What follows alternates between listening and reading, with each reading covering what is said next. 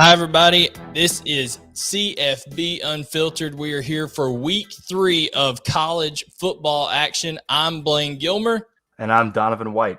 And our other co-host, Josh Taylor, is away on assignment doing some stuff for his other passion, the Washington football team. Actually, I think Donovan's watching it over in the background there right now, seeing his man Chase Young from Ohio State do some work. So without any further ado, guys, let's get started here on CFB Unfiltered.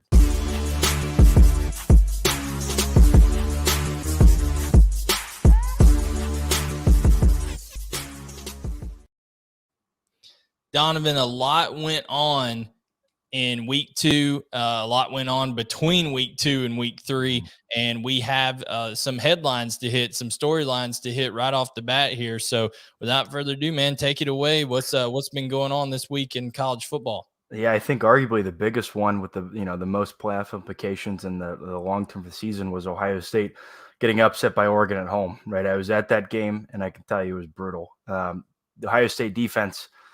We kind of saw in 2019 when Dwayne Haskins was there tearing up records, right? We saw the defense struggle then, but it almost seems different now, right? Ohio State's defense seems just confused, right? They seem lost, which is a hard cry from 2019 where it just seemed like they needed to kind of find their rhythm. Now they just seem lost. They don't seem talented enough. They seem lost. There's major issues to fix on a schematic level, right? A lot of people have talked about C.J. Stroud, he's a redshirt freshman. He threw for almost 500 yards. I don't understand the kind of hyping up of him, right? I didn't think he played bad, but you can tell he's not an elite college football quarterback right now. He's not making those 40-yard bombs right into the pocket, right? He's doing fine, but, can that quarterback win, a national championship for Ohio State? I say no at the moment. That's not to say he can't get better. And again, 6 of 15. And you're talking about defensively too, that Ohio State was just hot garbage. I mean, Verdell cut right through him, 161 yards rushing on 20 carries, had 2 touchdowns rushing, another one receiving. Our title of our show here tonight is Alabama set to destroy Florida? Well, part of that is because of the balance of Alabama's offense, and also they play complementary football on defense. This defense is a lot better, I think, for Alabama this year than it was last year. I think that's what's separating, you talk about Ohio State and Alabama who played for a national title last year. That's kind of what's separating this crew right now. And a lot of people calling on Ryan Day to make a change, over their defensive coordinator. Yeah, and it's tough. I mean, it's tough to make major changes on the defensive side of the ball, coordinator-wise, middle of the season. But again, 6-15 on third down versus Oregon, right? 8 penalties. Right? I mean, I don't doubt Ryan Day, and I don't doubt that coaching staff, but they've got to make some kind of change if they've got any hope to make it to the playoffs. I'm not too worried about their Big Ten chances, making it back to the championship and potentially even winning the championship. But making a stamp in the playoffs, you got to make some kind of changes. Oh, yeah, I agree. And then, on top of that, you had Ohio State going down, but also as depressing as that was for that fan base, Arkansas, those fans in Fayetteville, Arkansas were just as elated with their victory over Texas, right, Donovan? Yeah, I mean, I saw the video on Twitter. I think a lot of people did of the Arkansas athletic director post game. I mean, I love it. I mean, that's football at its finest, right? And it's just you're just happy for them, right? You could hate the SEC like I do, but you're just happy for that team. Donovan makes no bones about his hatred for the SEC. No, I will always lay it out there, right? But Arkansas, their defense was lights out, right? They held Texas to only 250 yards of offense. And their run game, 333 yards of rushing. Talk about dominance, right? From not only just from the offensive line, but from a schematic level, right? From a mindset level, right? Again, you can have the perfect scheme and a great O-line, but to rush for over 300 yards, that is a different mindset you bring to the table. And again, they just kind of knocked. You talk about Sam Pittman too, right? Mm-hmm. Sam Pittman, an offensive line coach by trade. Am I correct in saying that Arkansas brought back all 5 of their starters from the year before on the offensive line? So KJ Jefferson has an experienced bunch in front of him. He is the type of guy that they're going to be able to run those design runs with, a big body type guy. But when you talk about, and we're going to get I promise everybody, stick around because we're getting to that Alabama-Florida matchup and some of these bigger matchups here in just a minute after we cover some of these headlines. But did want to say, Arkansas now with that victory and how well they're playing and how some of the other teams in the SEC West are playing. LSU is down. You've got a team in Ole Miss that who knows what they are still because we don't know what the defense is going to be like. Mississippi State is on an even playing field at best with Arkansas. So Arkansas has the ability to go and make some noise, but KJ Jefferson is going to have to grow, Donovan, on top of just being able to do design runs. He's going to have to be a little bit more accurate in the passing game. Yeah, he's going to have to prepare to not be able to have success in the run game, right? Like you did versus Texas when you played teams like Alabama or Georgia, right? If you're going to have to be more balanced and more consistent to survive that division. And again, you have some teams you still have questions about, but again, who's at the top of that division. Undoubtedly so. And, speaking of being at the top, it always seems that Notre Dame is at the top of the college football headline world. And when it comes to Notre Dame right now, in terms of what they've accomplished this year, they're 2-0, but they beat a Florida State team in overtime. And now after what Jacksonville State did to Notre Dame, that almost looks like a loss in my book. Donovan, and then, going neck to neck and, right to the wire with a Toledo team. Yeah. And I know those players in those locker room, like knowing football, right? They are thinking, man, we only beat Florida State by 3, right? And Florida State is not like there's some under the radar. Oh, Florida State's kind of coming back, right? No, like Florida State's awful, right? Notre Dame, they're bad. I mean, they're so bad. And it's a shame because they're a blue blood program. I mean, as close as you can get, right? Notre Dame, even worse was the poor young man that decided it was still a good idea to propose to his girlfriend after the game after losing to I think they're FCS Jacksonville State. So that is just as bad as low as it gets. But hey, he was overcome with love, joy in his heart, said he's going to go ahead and take care of that proposal. So he did. But I agree with you, Donovan.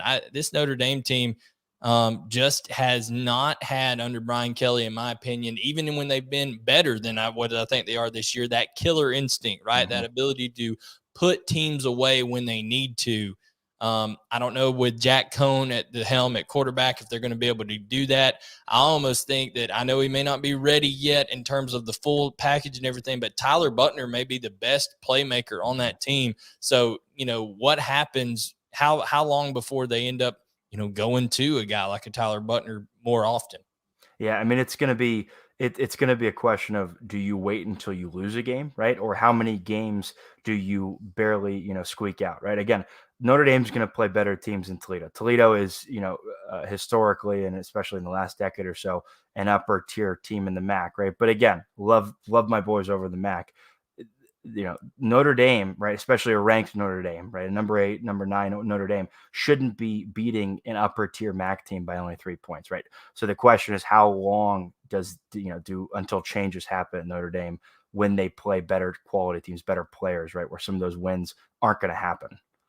Yeah, I agree. I think that Notre Dame will get exposed here later on in the year. But speaking of doing some exposing, I suppose you're in Josh's pick right here a little bit. Yeah. I think y'all both went with the Cyclones over the Hawkeyes, but hey, it's okay. Y'all both went with I think we all picked North Carolina in week 1, but I said North Carolina was going to kill Virginia Tech. I was totally wrong about that, but I was right on Iowa and Kirk Ferentz having a defense that was capable of being able to just really shut down Matt Campbell and that Iowa State team. It looks to me like going forward that Iowa is a serious contender in the Big Ten, especially with Ohio State's struggles defensively. Yeah, I mean, Iowa's offense, right, isn't anything special. They only had 173 total yards of offense. But do you doubt that they could get at least 300 right now on Ohio State's defense? Honestly, and again, I'm an Ohio State homer, but honestly, the matchup of Ohio State's offense, which for some reason the college football world thinks is still this elite offense right now, I hate to break it to you, they're not. And I don't know what it is. The matchup of Ohio State's offense right now, which I think is struggling, versus Iowa's defense, which is clearly top tier, and Iowa's, average at best offense versus Ohio State's awful defense. I mean, who do you trust more in the matchup? I'm trusting Iowa right now more because they've shown us more of they are proven at the moment. Iowa, their defense, it's playing lights out right now, and it suits their style. It suits the style of the Big Ten perfectly for them to succeed. Yeah, I mean, I don't view Iowa as a national championship contender, but I really don't view anybody out of the Big Ten as a national championship contender after this past week. I mean, Ohio State would have a lot of ground to make up, a lot to correct over there to be in that race. And then finally, I guess the biggest news before we get to our preview of Alabama and Florida and all the big matchups this week was the firing of USC's Clay Helton. They get taken down by a Stanford team that was, a big underdog, 17-point underdog, I believe. And they come in there and they use their 2 and 3 tight end sets and all that kind of stuff that David Shaw likes to do and just ran Clay Helton out of Los Angeles, basically. Yeah. I mean, there's a lot of questions with USC, right? They're a historic program that you have too much history and quite frankly, too much talent, right? I mean, Keaton Slovis is probably one of the better quarterbacks to come out of USC and one of the top quarterbacks in college football, if you ask me. And there's too much talent there and too much history of that program not succeeding. Some other storylines of, what might happen with their next head coach and who that might be. It's a shame. Right? And again, you hate to see the college football is better when the blue bloods are good, when all of them are as many as possible are good, and seeing USC get obliterated by Stanford, it just sucks for the college football world, honestly.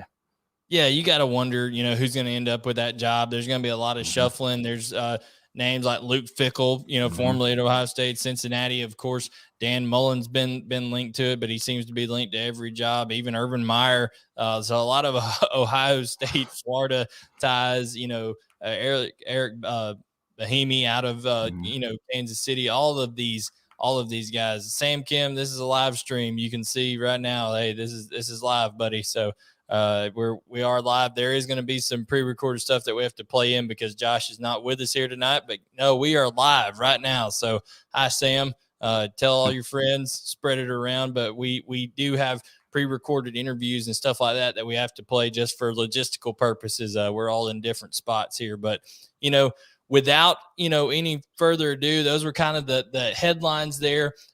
Donovan, I think it's time to start talking a little bit of playoff implications in some of these big-time matchups. What do you say? I think we're ready to roll.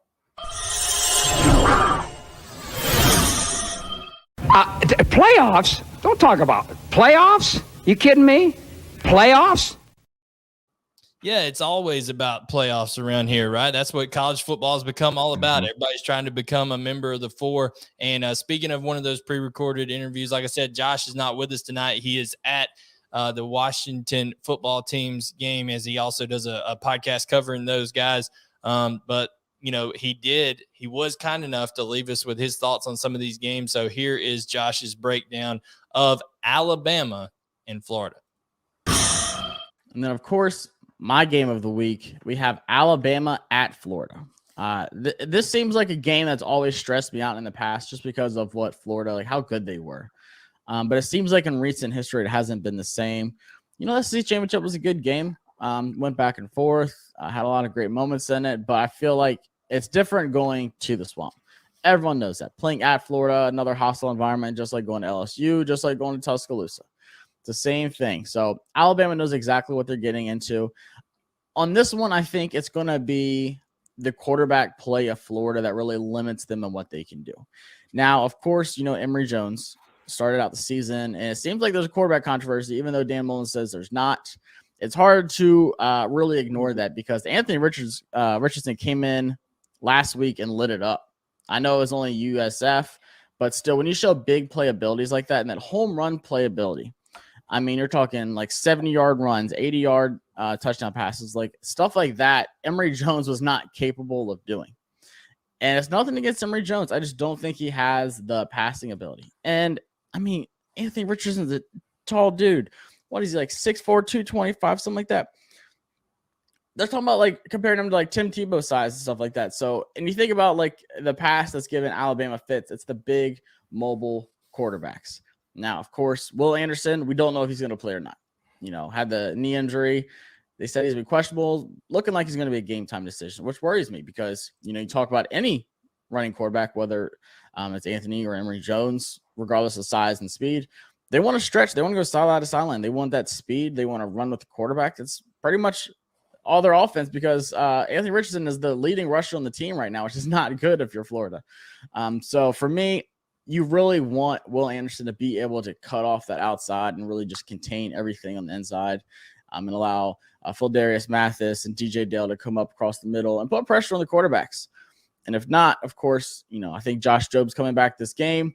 Malachi Moore, obviously, out there. You have a great linebacker core, Shane Lee, Henry To'o. So this is a good test for Alabama. Like, get ready. Nick Saban did not like that performance against Marshall last week. Understandable. Looked a little sluggish, to be honest with you, especially in the first half. So this game, I'm looking for Alabama to come out and force their will on defense. And I think it's going to be a lot easier than it has been in the past, just because Florida doesn't have that run game. You just have to be disciplined. You can't, overrun plays. You can't be too aggressive, or you are going to get beat by the quarterback on the feet. So for me, I think defense wins this game for Alabama. And I think still, Brian Robinson, Bryce Young is going to do what he does. I think only person you really have to worry about on defense, I'm worried about. I think the front four is really good for Florida. But Kier Alam, obviously, one of their best guys in secondary. I think you obviously have to keep a good eye on him with your Bryce Young, but you run the ball, you play Alabama football, light it up with Bryce Young deep, and you're going to be fine. Just let defense do its thing. And you'll beat Florida and at the Swamp. It's 14.5-point favorites. I feel like that's a lot of points. But this kind of feels like one of those weird, 13, 17-point game wins for Alabama. So I have Alabama. I'm curious what y'all think about this one. Yeah, I mean, I think Josh is right on the money there when it comes to the quarterback play of Florida being the big issue here. Emory Jones, 4 interceptions so far through against FAU and USF. I went back and broke down the tape, right? I was looking, okay, what happened on these interceptions? Emory Jones, Donovan, through, it was a quarters look at the beginning. That means 4 defenders in deep quarters coverage, and they rolled the cornerback, brought a safety down, and went to cover 3, and he threw a quick hitch right into the corner that rolled down, the safety that rolled down and jumped it in the flat there.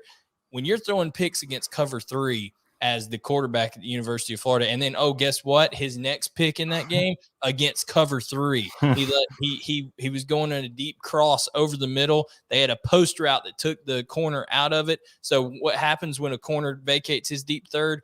There's a crosser coming right in behind it. It was a beautifully designed play by Dan Mullen, but he held it so long that the flat player had no threat and was able to sink back into that deep third and pick off that cross route. And just elementary mistakes by Emory Jones. And I think if Anthony Richardson's not able to play or is hampered at all in this game, Florida's in trouble. Yeah, I think I tried to buy into the hype of, dual threat quarterbacks always kind of, do well against Alabama. But, after kind of doing some thinking and maybe listening to Josh in that video, the last kind of push over the cliff, Florida doesn't have much hope in this, right? Again, when you have an unspoken quarterback controversy, I don't care what, Dan Mullen and the coaches say. They're after the play that you just described, Blayne with Emory Jones, there is a quarterback controversy. And I get it's at home. It's in Florida. The crowd's going to be rocking.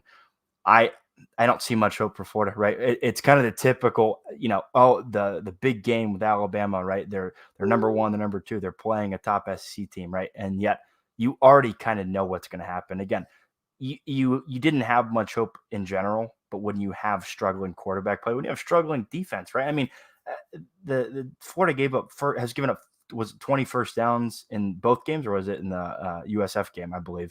They give up 20 first downs in the USF game alone. Yep. Florida has given up 43 first downs, 43 first downs in 2 games. Just for a reference, Georgia playing Clemson and UAB, which UAB is a far sight better than USF or FAU. They won the Conference USA last year. Georgia's given up 25 first downs all year, and Florida's given up 43. Alabama's given up 31 first downs all year. So I just, people who think this game is going to be close with Alabama and Florida, I don't know why you're thinking that. Bryce Young is about to rack up. Let's put it this way, Donovan. Florida was dependent on the run game in the first 2 weeks, right? They averaged 382 rushing yards in each game. That's impressive. I mean, but 275 of those rushing yards came from Anthony Richardson on busted plays and quarterback design runs, where Alabama, a Nick Saban coach defense, is not going to fall for that. I mean, that is not going to happen. So let's just see. I think this is at minimum a 21-point victory for Alabama. Yeah, and again, this is a game where your only hope is that Bryce Young, right, being the younger guy that he is, he's got to fall apart, right, in the Alabama defense with Will Anderson and Chris Allen out for the season, right? Will Anderson, unsure of the game. Your only hope is that it's a collapse because those two players on defense are out and Bryce Young just collapses. And do we often ever see that, right, from an Alabama quarterback? Even when it's Alabama loses, right, regular season or postseason, it's not because the quarterback is falling apart, right? It's because the other team is playing lights out, and I don't trust Florida to do that. And I'm with you. And I don't know if it's the injuries to Alabama's linebackers or what, they're making the spread go down to 14.5 from where it opened up at like 16.5 or 17. But anyways, guys, those spreads on Bet Online, you can catch them right there. We do want to, thank Bet Online for always being a sponsor of the show, guys. Football action is back. So make sure that if you want the number one place for pro and college football betting action, you need to head on over to Bet Online, guys. It's they've got NFL mega contests that are up to $500,000. They got a $200,000 NFL survivor pool contest. So head on over to Bet Online, either on your computer or your mobile device, and sign up today for 100% welcome bonus. So Donovan, whatever you put in, they're going to match it up to 100% welcome bonus once you get going on there, guys. Bet Online is the number one place for online sports book betting, guys. Bet Online, the online sports book for you. So make sure you go over there and check it out today. And now, speaking of betting, guys, it's a 6-point. Alabama opened up as a 6-point underdog at Happy Valley. That's come down to about 5 points or so. But speaking of that, we're going to go ahead and we're going to let our man Josh here give his take on Auburn visiting Happy Valley. And then we have probably one of the most hostile environments in college football. You have the whiteout at Penn State. And I'm just glad it's Auburn going there because I think this is going to be a great matchup. I think this one's really going to be the test for Bo Nix to say, you've looked good the last 2 games, even though you've played absolutely nobody. Are we going to see the old Bo Nix come out who's inconsistent, who makes turnovers, just doesn't really show up when he needs to? He's had a couple good moments back, against Oregon. He's made some plays in his career, but overall, he just hasn't been exactly what Auburn has hoped for. And I feel like he's really limited Auburn the last few seasons just because of the turnovers and mistakes and stuff like that. So you're facing a really good Penn State defense at home. We saw that Wisconsin game. Like, roll that tape again, and it's just nonstop defense on both sides of the ball. Finally, Penn State comes out on top on that one. I think Penn State comes out on top of this one too. I think this environment, I know, Bo Nix, you've been to LSU, you've been to Alabama, you've been to Florida, like I said. That's the SEC, but I think it's just another environment where he's not going to be able to come in and show up. I like Penn State's defense. I want to see what Sean Clifford can do against Auburn. I do have Auburn in the points in this one, but I think Penn State's going to be one of those really close, low-scoring games. I think the over-under is like 50-something. I think that's too high. I think this is going to be a low-scoring game. I think Auburn's defense is better than we think. I just think both offenses are going to struggle against each other's defense. So in this one, I have Penn State really close. I think this is going to be like a 23-20, 23-21 kind of game. So I think Penn State edges this out. They go to 3-0. Rich Franklin, all those USC rumors, I don't know how much goes into that, but I think Penn State just edges this one out with too much defense. What do y'all think?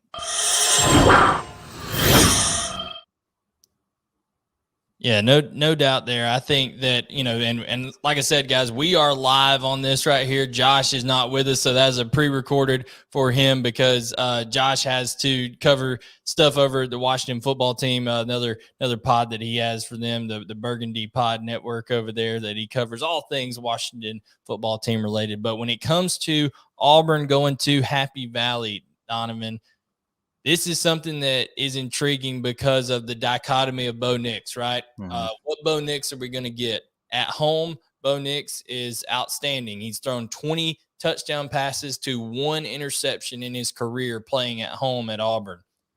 When it comes to on the road, Bo Nix only completes either on the road or neutral site games. Bo Nix has only completed 54.8% of his passes, 13 touchdowns to 12 interceptions in 12 games. So he's good for at least a pick a game in either away games or neutral site. And you won't get a more hostile environment than the whiteout game at Penn State.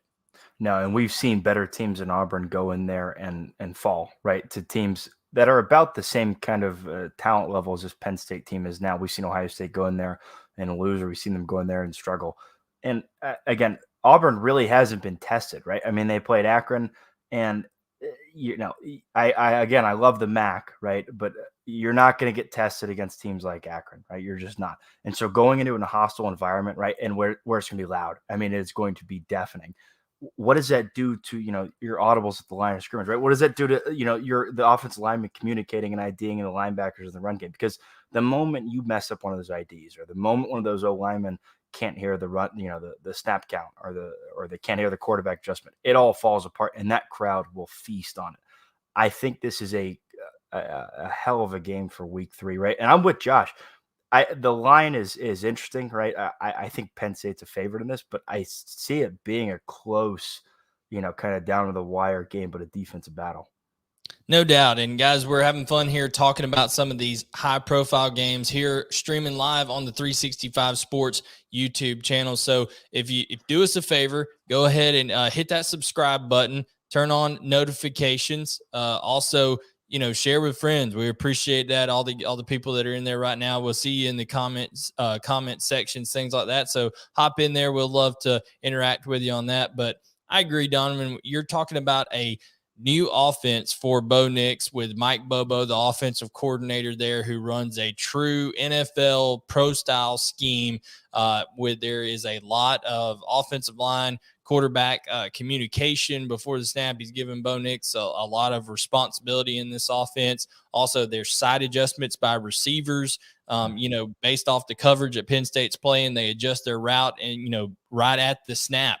And our Bo Nix, this is going to be the first time that new communication, that new rhythm and timing has been really strained, right, and put in a high-pressure situation because, yes, they've scored 62 and 60 points against Akron and Alabama State.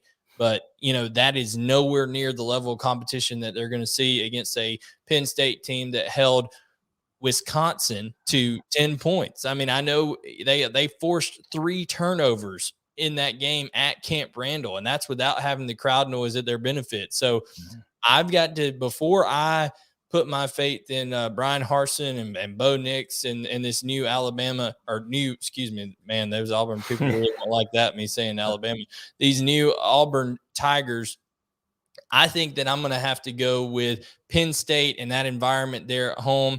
I like Sean Clifford and his experience. Really, him and Bo Nix are very similar type quarterbacks, right? They're guys who haven't always been accurate. They're guys who can create with their legs. I like Sean Clifford and Noah Cain to get things rolling a little bit more. You throw Dotson in there at receiver. I mean, they've got some bona fide threats. I don't know if Demetrius Robertson, who I've seen play for 4 years at Georgia, who comes back for a super senior year and transfers to Auburn, I don't know if he's ready to be that guy. He's a great young man, but he was never able to put himself in position to be that guy at Georgia, a team that needed a receiver to step up, and he was never able to do that. So I don't know when the lights are bright if Demetrius Robinson is going to be that guy for Bo Nix. Yeah, and you got to figure out with Penn State, is their O-line going to kind of turn the corner, right? Again, only rush for 50 yards against Wisconsin. And again, I was really high on Wisconsin. I really was. I thought they were going to kind of not have the same trajectory or same outcome as Iowa's having, right, with their elite defense right at the moment and struggling offense, so that they'll be a little more balanced. But I was pretty high on Wisconsin, and I'm still, kind of high on them for them to get, 9-10 wins. But 50 yards rushing, it's not going to do, even if you are at home, right, in that environment. You have to perform better against Auburn, who, again, they're not a top 10 team at the moment, but it's still Auburn, right? They're a top 20, top 25 team that has the talent to beat you even at your home field. Yeah, Sam Kim said this is a hard game to bet the spread, maybe the under. I agree. You can bet the under in this one. I see it being a rock fight up there in Happy Valley. These are two offenses that are going to struggle, two talented defensive fronts.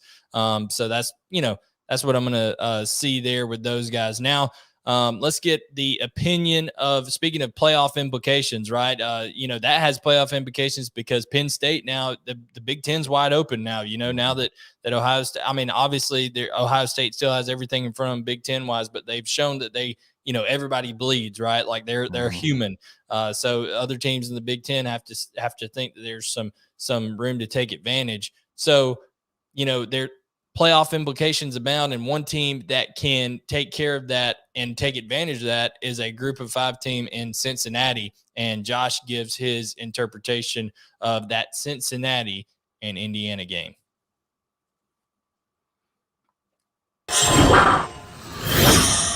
What's up, guys? This is Josh Taylor here to talk about this week's matchups that we're looking forward to and then give you some bets here at the end. First matchup I'm really looking forward to is Cincinnati versus Indiana. Cincinnati has one of my favorite quarterbacks with Desmond Ridder and one of my favorite guys in the secondary, Ahmad Sauce Gardner. We finally get to see them on display. Now, we saw Indiana struggle against Iowa, facing another good defense in Cincinnati, but we haven't seen Desmond Ridder face a good opponent yet. So this is his warm-up before they get Notre Dame next week, where we'll really see what they're about. But here's a crazy stat about Ahmad Gardner. He allows a career passer rating of 31.2.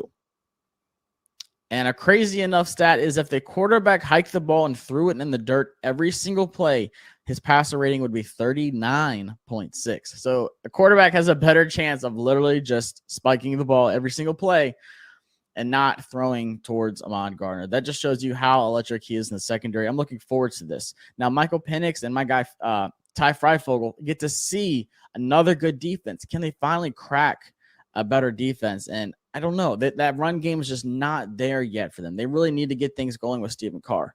It's been running too much through Michael Penix, who's coming back from the injury, and him running the ball and just causing turnovers like he did against Iowa. They can't have that.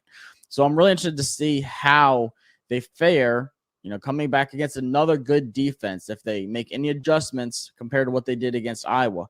Like I said, Desmond Ridder, this is your chance to go on the road against a Big Ten opponent and really show what you're about. You're going to see him use his feet. You're going to see him toss the ball more. Indiana allows only about 200 yards passing per game. I think he's going to eclipse well over that. I think this is going to be one of his coming out games before, like I said, they face Notre Dame next week, where we're really going to see what he does on display. Cincinnati only a 4-point favorite. That might be one of my bets this week. What do y'all think about this matchup? Cincinnati traveling to Indiana. Yeah, I think that Josh is right about, in terms of Desmond Ridder, hasn't really been tested yet. I saw him, struggled at times against Georgia, did some good things against Georgia in the Peach Bowl last year. So, we'll see what ends up happening in that Cincinnati offense, but it could be ugly, honestly, if this Indiana team does not play better, Donovan, than they did against Iowa. Yeah, there was a lot of hype coming in this season for Indiana, and rightfully so, right? They had a great year last year, and a lot of people liked them. I was a little lower than most on them, but I think this is a big game for Cincinnati, right? We know what they do against, Power 5 opponents, right? Especially, good. I think Indiana is still a good Power 5 opponent, but they showed up to play in the bowl game last year versus Georgia, right? It's a big opportunity for them to step on the stage, Desmond Ridder, but the whole team in general, and say, we're here. We're not just some Cinderella story that's going to be, number 8, number 9. We are here to play against the big boys, right? And that doesn't necessarily mean they can go out and beat Alabama, right? I don't think they could beat Indiana 63-0, right? And I still don't think they would be able to compete against Alabama. But they have an opportunity to tell the college football world, we're here and we're staying for this season. We're a real threat. Yeah, here's what I think the difference is. Desmond Ridder to this point so far, obviously they haven't played that high caliber of competition yet, but he's completing 72.3% of his passes, 11.4 yards per attempt. They're pushing the ball down the field. And, if Cincinnati's able to do that and do it early, Tom Allen's bunch last year was built kind of on that defensive style of football team, right? They had Penix and Freifogel, but they were over there playing solid defense against Iowa. Giving up 34 points to Iowa is just mind-boggling because you said it. Iowa is not some offensive juggernaut. They turned the ball over so many times. I think Penix threw 3 interceptions against Iowa. So it's that Cincinnati defense coached by Luke Fickell is going to be tenacious. They get after you. They got after JT Daniels in Georgia last year. So they're going to be able to put pressure on Penix. Is he healthy enough and able to use his legs to be able to get the ball to Freifogel, to get the ball to some of his other targets? They got to get a little bit of the running game going to keep, Cincinnati's offense off the field a little bit. But Donovan, I think that Cincinnati is kind of primed and ready to go. My only question is, do the Luke Fickell to USC rumors mess with this team psychologically? You played college football. I know you've seen coaches come and go. Does that mess with you as a college football player when you've got a coach being considered for another job? It does, but when you have a guy like Luke Fickell, right? We saw him once at Ohio State, that kind of interim year when they went 6-6. But you have a guy who played at Ohio State, right? He has been in this kind of culture building mindset at Cincinnati for the early part of his tenure there, and now they're established, right? They're not some mid-tier like, oh, this is our Cinderella, or like it's not like Scott Frost at UCF, right? Cincinnati has been, they were a top 10 team last year, right? And they're back in the same spot this year. It's consistency for them. So the players, there's been rumors, right? There's nothing been concrete. It's more of like, Luke Fickell, like he could be a top candidate there. I think Luke Fickell has built a culture there, and his coaching style and his just personal style to keep that kind of baseline and that mentality even. And I think the players there have that same kind of mindset. Absolutely. I want to address some guys over in the chat. Mark, you're talking about South Carolina and those points that Georgia's getting. Donovan, Georgia's a 31-point favorite over South Carolina. I think, it is hard to cover that many points, but South Carolina just does not have the depth that Georgia does. I feel like they'll wear them down, especially being at home. And the only reason I think that Georgia's going to try to impress really, really hard, one Arch Manning is going to be in attendance taking in that game. So, Georgia's going to try to pour it on with Arch Manning there. When football royalty graces Sanford Stadium and the Manning family, they have to try to put on a show. Sean Long's naming his top 6 in the SEC. He says Bama, Georgia, Kentucky, Florida, Texas A&M, Auburn. I don't disagree with that at all, Sean. But Donovan said we've covered Alabama at Florida. We think Alabama is going to absolutely just take Florida to the woodshed, beat them by 21 or more. Never really gave our official pick there on Auburn, Penn State. I think Penn State takes care of business at home. What's your official pick on that one? I'm going to go Penn State. I'll go 20-17. Again, a low scoring and bet the under. Bet the under. Then Cincinnati over Indiana. I think we both think that gets done. Mm-hmm. Yeah. Again, I think I'm a little higher than the spread indicates on Cincinnati. I'm going to go Cincinnati 28. I'm going to go IU 17. Yeah, I think so too. And Josh had one more game that he analyzed for us on his pre-recorded video. We are live, guys. Want to point that out. We are live, Donovan and I, right now on the 365 Sports YouTube channel, but we're about to play a pre-recorded video by our other co-host, Josh Taylor, as he's at the Washington football team's game tonight, covering it for his other Washington football podcast that he has. But Josh broke down Tulane at Ole Miss, which is an interesting matchup after what Tulane did a couple of weeks ago in Norman, Oklahoma. So we're going to play Josh's analysis of that for you real quick.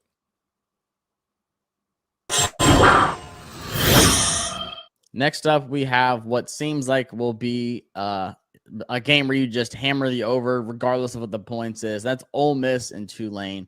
Ole Miss is going to be rocking. Tulane's going to be coming to a hostile environment. I mean, they already played against Oklahoma in Norman, so they've kind of gotten a taste of that already.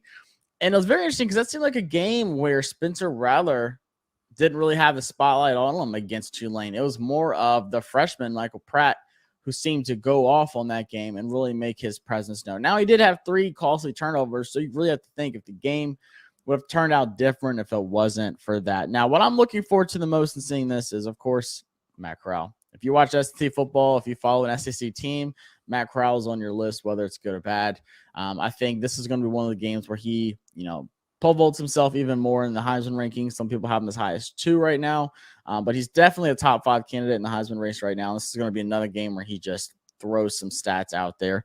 But I will say, I think the over-under in his passing yards is like 325, 330, something like that on Bet Online. So I would definitely hammer that. I don't see them, being conservative at all in this game. Now, I will say Ole Miss has had a pretty good running game going with Henry Parrish Jr. I'm looking for more of that this game. They're going to need that later on in the season when they're in the SEC opponents, that long stretch of SEC opponents like Alabama. So they need to get that run game going. Tulane kind of stopped Oklahoma from running the ball. Spencer Riley didn't get to do too much on his feet either. So I think that's a good chance to really test out how good your running offense is in this one. And Ole Miss, don't forget about that Landshark defense. This is a game where they can make their presence known too. Like I said, Michael Pratt if you're Oklahoma and you're in the Big 12, you're like, guys, this is what everyone keeps, harshing us about because our defense is so bad in the Big 12. And Tulane, they should not have been back in that game. Once they were down and out like that against Oklahoma, there was no way should have been able to come back in like that. So if you're a betting person, the over in this game, it's at 76. It's a lot of points, but I still would feel comfortable smashing that over on this one. But Ole Miss, I'm looking for them to make a statement this game and show, hey, the SEC is different, and Matt Corral to put up huge numbers. Yeah, so Josh right there talking about how exciting this game is going to be. And real quick, Donovan, speaking of exciting, our pod is excited because we're partnering with Play Action Pools this season to bring some interactive fun to the sport that we love, which is football. You'll be able to get in on the action with playactionpools.com football pick'em challenge, which is open to everyone, guys. So here's how it works. You go sign up over for the Bleav football pick'em at playactionpools.com. Get your picks in each week. We're picking 10 of the most high-profile games between NFL and college football. Whoever gets the correct picks wins cool prizes each week, like electric sunglasses, DC shoes, all kinds of stuff going on. Again, go to playactionpools.com, sign up for the contest. Bleav, that's BLEAV, football pick'em. And if you plan on hosting your own football contest, go to playactionpools.com. They got a variety of different contests over there. Play Action Pools, your home for all your office sports pools. So if you want to do your old little action there in the office or with family members, whatever, playactionpools.com. But yeah, with this Ole Miss Tulane game, I'm excited to see these 2 quarterbacks play. Matt Corral, bona fide Heisman candidate, which we'll talk about in our Heisman talk later on. And then, of course, Michael Pratt, who went 296 and 3 touchdowns against Oklahoma. And the Green Wave got an onside kick late in that game and had a chance to go down and win. Oklahoma was able to make a stop when they needed to. But Lane Kiffin referred to this Tulane team as a close to an SEC squad in terms of the talent that Willie Fritz has been able to bring around. I know that's a lot of coach speak.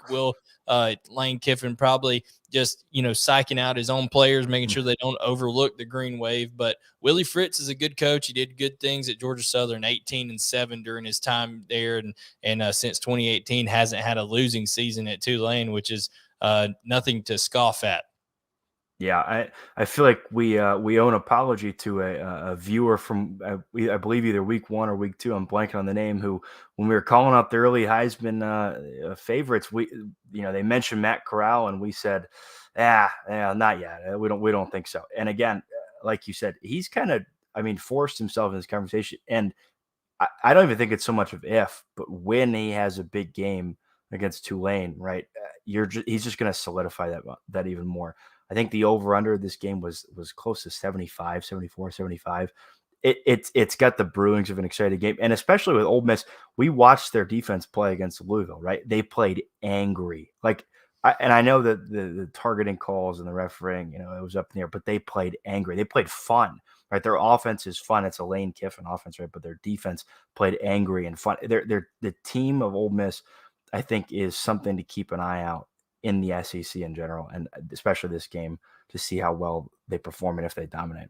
Yeah, and it's not just all on Matt Corral now with this Ole Miss team. They got a three-headed monster over there, Henry Parrish Jr. They got Jerrion Early. They got Snoop Connor, all guys who have had 13 or more carries on the year, approaching 100 yards for the year. So I mean, they're in their 2 games, so they're really trying to take minds of conflict down here. It says Arkansas over Ohio State, Arkansas over Clemson. So Donovan, I don't know if you'd agree with that, but like I said, with the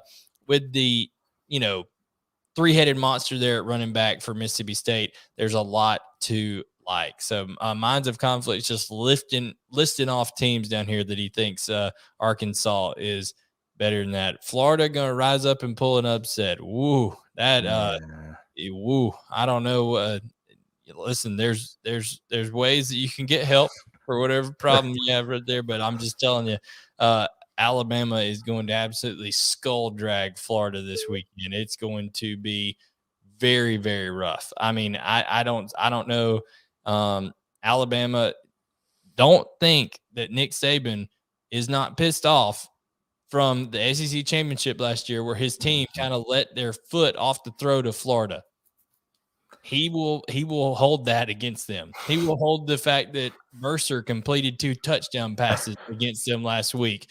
Nick Saban always finds something to be pissed off about and have his team be pissed off about. So trust me, Florida's going to be facing a angry Alabama team. We got a couple other games that I just want to touch on real quick. We can get deep into it, if we wanted to, but I just think touching on them real quick, an intriguing matchup, Arizona State and BYU. I think that, a lot like Auburn and Penn State, you got an Arizona State team that hasn't played anybody. You got a BYU team that's beaten 2 Power 5 schools. So BYU, they're getting primed up to go into the Big 12 over there, Donovan. Do they keep things rolling against Jaden Daniels and,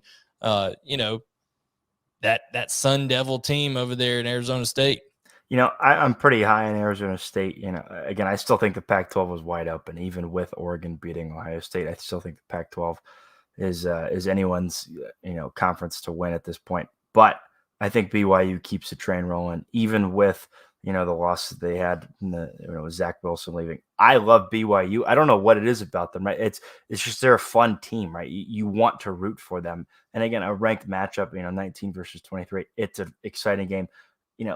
They only allowed Utah 15 BYU only allowed Utah 15 first downs, and they won time of possession battle overwhelming. I'm a fan of BYU. I don't know if that's weird to say, but I'm rooting for. I'm pulling for. I think they're going to keep the train rolling against Arizona State. Yeah, I think BYU plays the game in that old school mentality, right? They're gonna be methodical on offense. They're gonna take care of the football, and now the question is with Arizona State, who's going to help out Jaden Daniels, right? Jaden Daniels is not been able to get the ball down the field a whole lot, only 7.5 yards per attempt. That's not going to get it done, and it was sustaining drives. You got to be able to push it a little bit more down there, because the pass percentage completion isn't going to stay up there at 73.2 for you. So you're going to have to take some shots down the field. So the question is, who is he going to take those shots to? They've got 4 guys that have 5 or 6 catches on the year. Ricky Pearsall, LV Bunkley Shelton, Johnny Wilson, Andre Johnson, all in there in that 5 to 6 catch range. Somebody's got to separate themselves for Arizona State to be the team that's going to take care, or for them to be the team that's going to take care of business. I think BYU holds serve at home. What do you think? Yeah, I'm going to go the same. I'll go BYU 31. I'll go Arizona State 24. In our last matchup, before we get to our Heisman talk, we've got a Fresno State team. And this Fresno State team, I like a lot, Donovan. They only lost to Oregon in Eugene by 7 points. And after Oregon has went to Ohio State and beat them without Kayvon Thibodeau, man, that's an impressive win, and that's an impressive loss for Ohio State to be that close with them early on in the year. They're 2-1 on the year. They played that 0 week, got a game out of the way early. But Fresno State's quarterback, Jake Haener, 67 of 91 for 1,000 yards, 8 touchdowns, 0 interceptions. They've got their wide receiver in Josh Kelly that's averaging 23 yards a reception. So they're gonna take it to the air and test this UCLA secondary. My question for you, Donovan, is can Zach Charbonnet and the UCLA offense, sustain drives and keep things going like they did against LSU to keep Fresno State's offense off the field? Yeah, and my word with UCLA is I'm waiting for when the wheels come off the wagon, right? Because, again, Dorian Thompson-Robinson's only completing not even 53% of his passes. At what point does that catch up to him in the UCLA offense?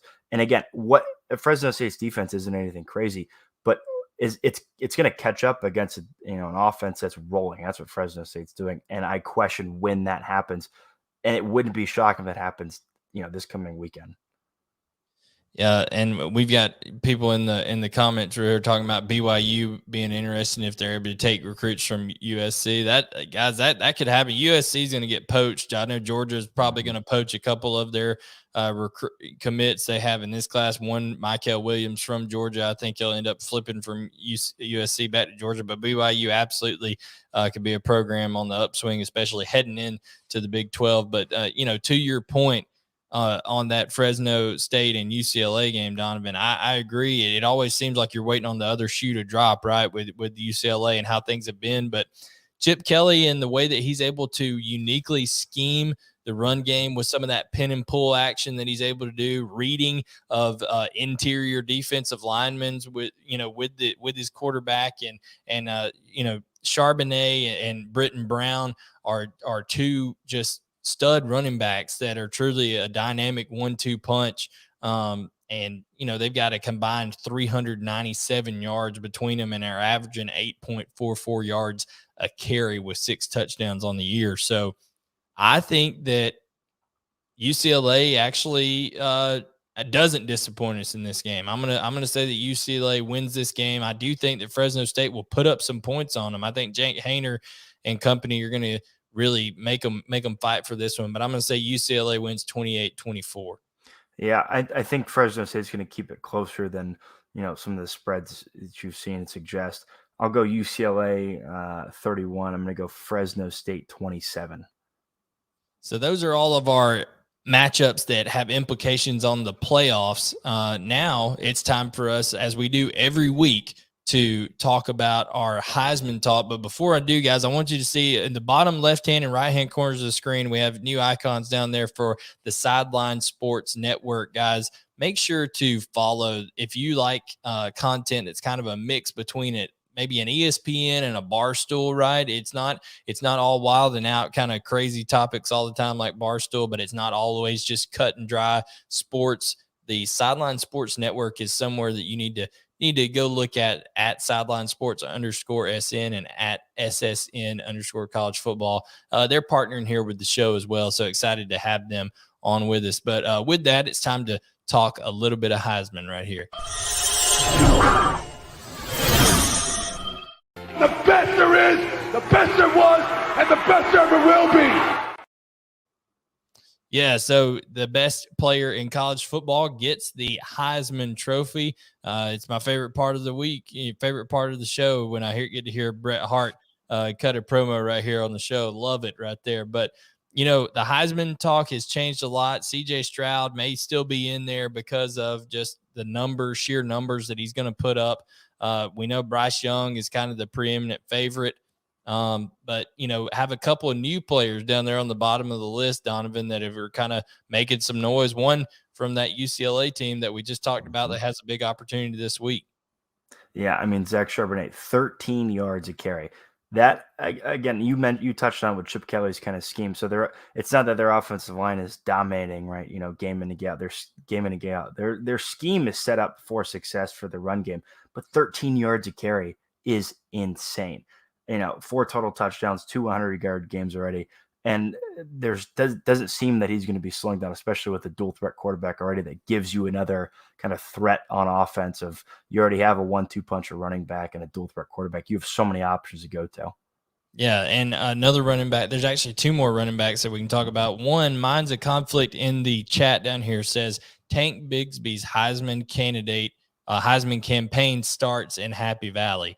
The only thing I'm going to disagree with you on there, MOC, is the fact that I think James Franklin is too good of a coach, and Penn State's too good of a well-coached team to let Tank Bigsby go in there and beat him. I think they're going to make Bo Nix. They're going to stack the box, make those unproven receivers for Auburn, and Bo Nix beat them through the air on the road.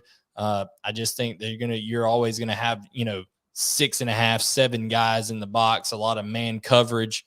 And I just don't see Tank Bigsby being able to have a huge game in this one. Not the way they were able to, contain things defensively so far this year, but we'll see. I think Tank Bigsby is one of the best running backs in the country. It has no indication on that. I just think that's going to be the focal point that Penn State tries to take away from Auburn and make him beat them. And then the other one that we're going to talk about is, I know it hurts for you, Donovan, with the Ducks taking down your Buckeyes, but CJ Verdell, 6.2 yards per carry this year. He had 20 carries for 161 yards, 2 touchdowns, rushing, 1 receiving against Ohio State. That kind of performance going on the road and being kind of the reason your team comes away with the win, that'll get you in the Heisman talk pretty quick. Yeah, well, and again, we'll see how much of success carries on in terms of how well he did against Ohio State. I think I saw a quote from one of the Oregon offensive linemen that said that their scout team was harder to play against than Ohio State's defense, right? They could predict everything. They saw everything coming. So we'll see if those same numbers carry over. Again, you're going to get Kayvon Thibodeau back. It's only going to propel your defense and your team, right, and put your offense in better situations if the defense is getting the opposing offense off the field quick. We'll see where it goes with CJ Verdell. No doubt. And now we're going to get to our big 3, which we have, different style of bets and performers to watch and all that kind of stuff. 3 things in 3 different categories: matchups, bets, and storylines for you this week. So let's go ahead and get to the big 3. Big 3. Yeah. Big 3. All right, so it's time for the big 3, and we have a little bit of a bonus here for you because, as we said, Josh is not with us here live tonight, but he went ahead and recorded his top 3 bets for you here. So I'm going to play Josh's take on his top 3 bets of the week.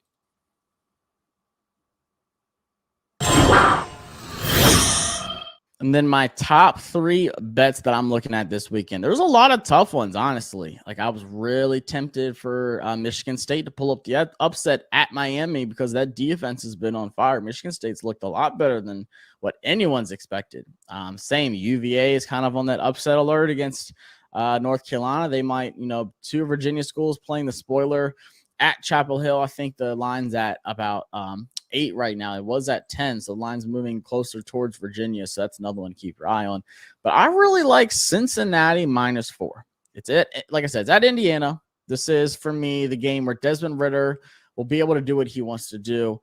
I like what they're going to do. I know it's a hostile environment, Big Ten, so and so on. It's a 12 o'clock game. I'm not really looking too much. It's not like one of those crazy night games in the Big Ten. I think Cincinnati's defense is going to show up big this game.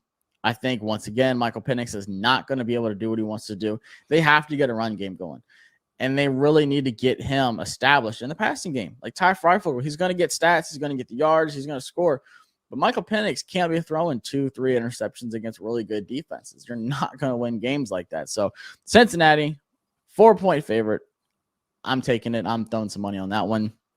Another one I like, Maryland -7.5. That's a lot of points against Illinois. But to me, Maryland, that's just too much offense. And the over-under, I want to say, is at like 55, 56, somewhere in that range.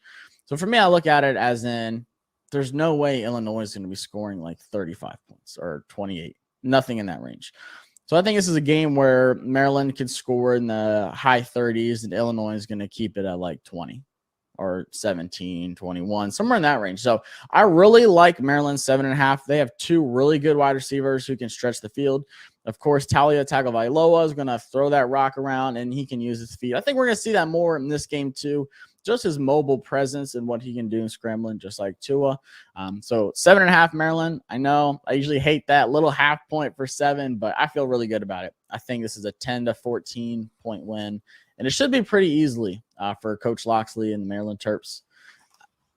And my last one, this one was kind of tough too, but I kind of talked about in the previews. Auburn +5. I think that's too many points for a very close game. Once again, I think this is going to be a low-scoring defensive affair, back and forth, kind of like the Wisconsin game. Not as bad, but I could definitely see this being a 28-24 or 27-24 kind of game. I think Auburn's defense is going to show up. I just haven't seen enough of Penn State's offense and Clifford to say, hey, yeah, they're going to score a lot of points in Auburn. I just haven't seen that. So Auburn can very well win this game. There's nothing too definitive saying, hey, yeah, Penn State's huge favorites this game, because they're not. Yeah, they have the home field advantage, but +5 Auburn, that's just a lot of points. I like that cushion. Anything under like 7 like that, I like that a lot. So I'm going Auburn +5. I say you bet those 3 and you should be able to cash out, presented by Bet Online. Yeah, so those are kind of a little bonus for you there. Josh decided to throw in his top 3 bets, but Donovan, we got right now the lines went down to, unbelievably to me, I cannot believe the line is down to Alabama -14.5 at Florida. I think Alabama should. I mean, I know Vegas wouldn't set the line, but what the heck? Alabama is going to beat Florida by more than 15 points. I think of all the 3 bets that we have, that might be the biggest lock of them. And that's the biggest spread, right? I mean, it's probably like, if you just blank look at it on paper, it's the one you think you take the most pause at. I think it's the biggest lock of all 3 of the bets. The next one we have Army and UConn, which take the over on this one, 48.5.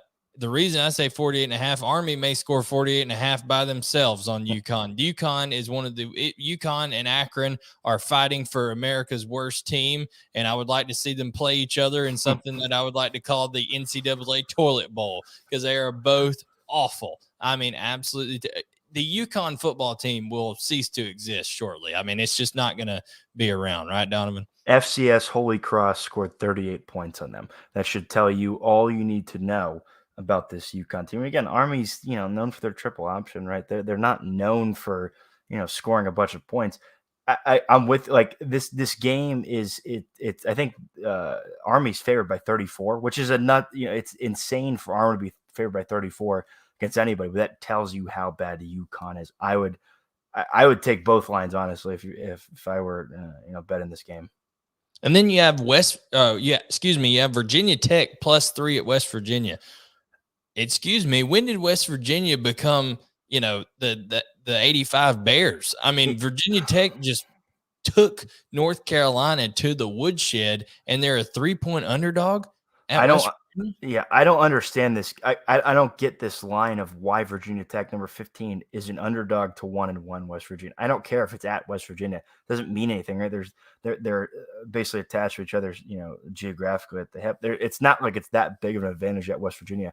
Again, Virginia Tech they dominated North Carolina, right? What suggests that West Virginia is deserving to be a field goal favorite over them? I don't get it, and I think it's a great bet to pick Virginia Tech +3. No doubt. And then, I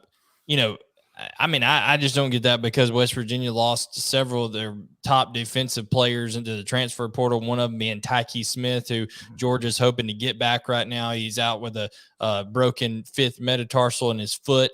But before we get our matchups, I want to say thank you to Chris Woods down here. He said, Chris Woods says, awesome show. Once again, guys, keep up the good work. Your information always helps me with my weekly picks. I appreciate that, Chris. And make sure, guys, while we're at it, to hit the subscribe button, turn on notification on 365 Sports YouTube channel. Thanks for Sideline Sports Network for partnering with us. You can find us on Apple Podcasts, Google Podcasts, Spotify, anywhere you get your podcast platform stuff, guys. Now we got top three matchups for the week. Ty Freifogel versus Ahmad Gardner.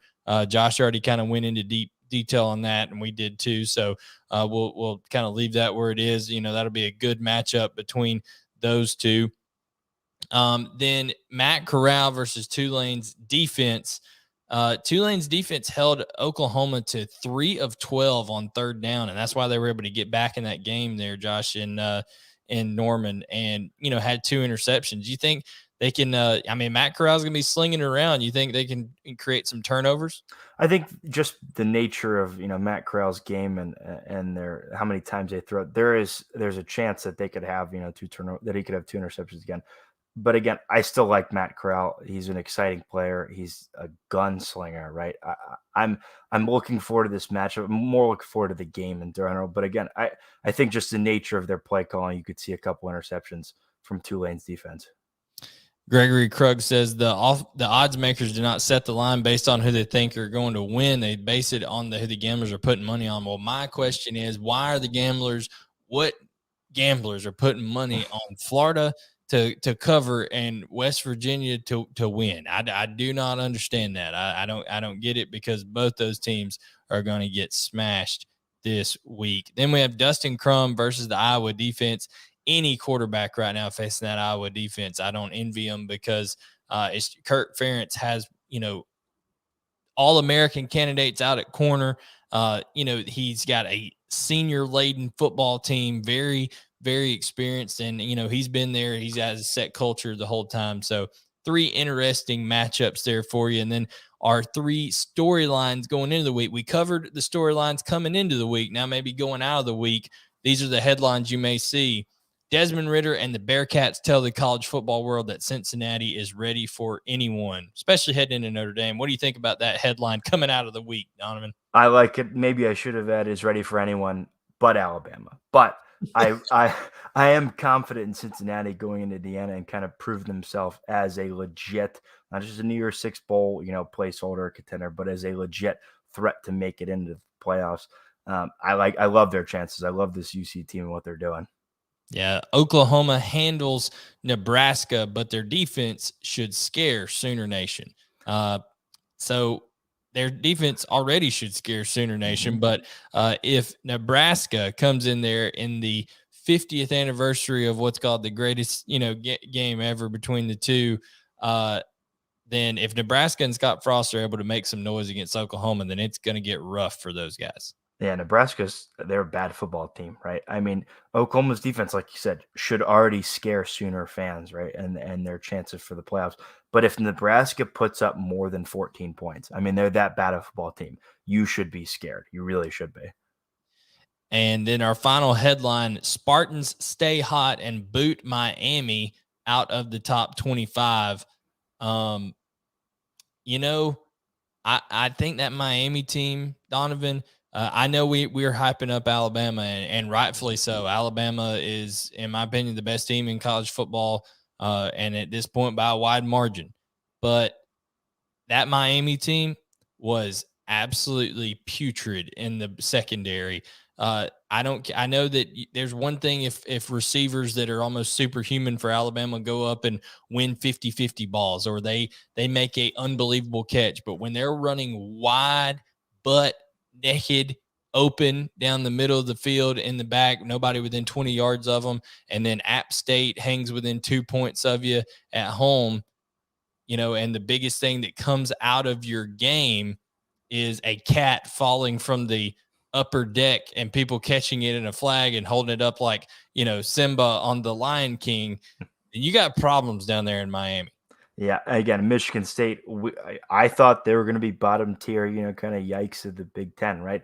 They've had some momentum carry them, right? And they seem to kind of be in the inner workings of flipping that culture. And again, Miami, what would suggest that they're not, they're obviously not bad, but what would suggest that they're not going back into a downward spiral like we've kind of seen that cycle repeat for them among other teams? I'm liking the Spartans to stay hot.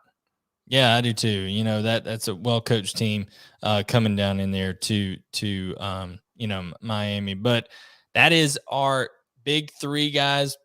We appreciate everyone who is tuned in this week. Do us a favor. Like I said, subscribe, turn on notifications, all that good stuff.